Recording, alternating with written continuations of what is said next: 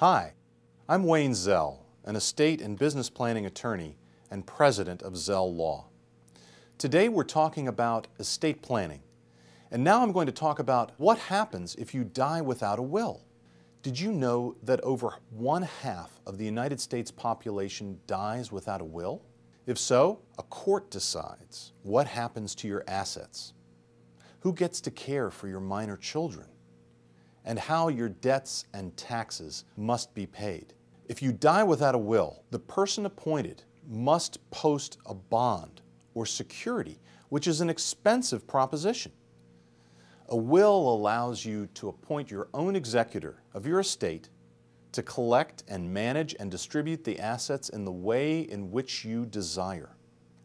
A will allows you to appoint guardians for your minor children and successors in the event that someone's not available to serve, to care for your kids.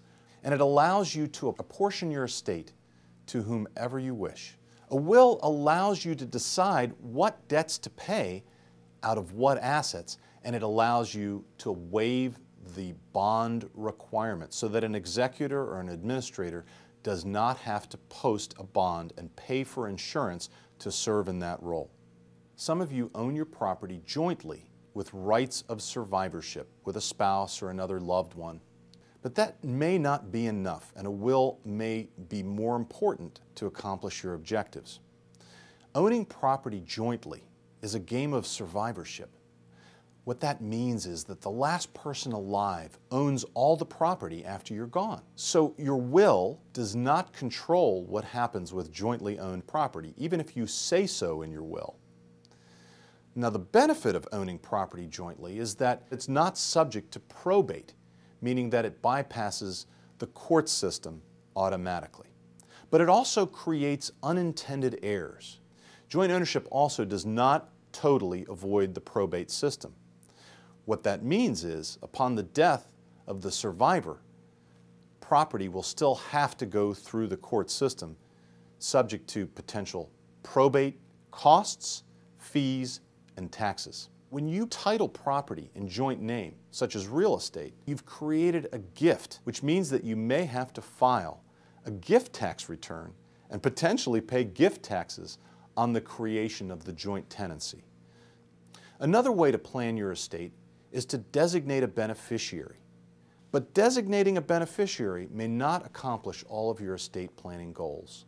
You're naming a person that you want to receive money that's in a particular account on your death, or you may designate a beneficiary of your 401k or retirement plans or other deferred compensation plans. If you have life insurance, you typically will want to designate a beneficiary, and you can own accounts in most banks and credit unions in POD, payable on death accounts, or TOD.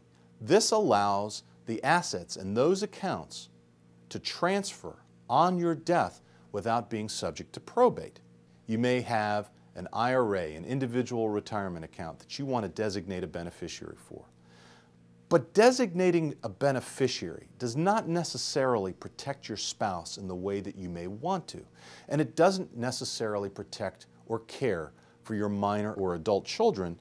It could create unintended beneficiaries, just as with joint ownership with rights of survivorship.